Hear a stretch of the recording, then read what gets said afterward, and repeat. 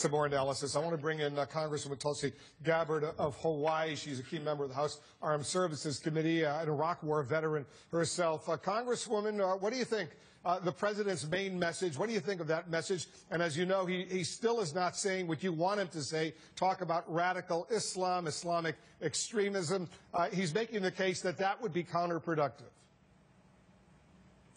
Aloha, Wolf. Yes, I think that if you look at some of the conversations that have happened during the summit and the president's speech that we heard just a few minutes ago, still I think it is a diversion from where we need to be focused.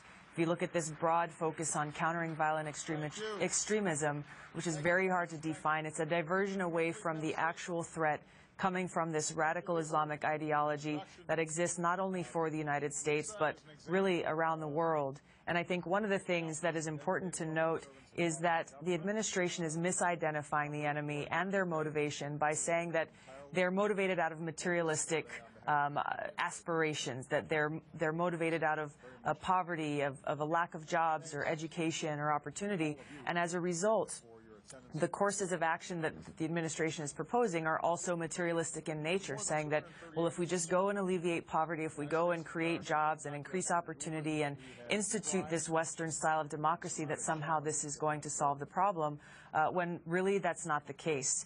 We can look to the past and see many different examples where this has occurred, whether you look at Libya, you look at Egypt, you look at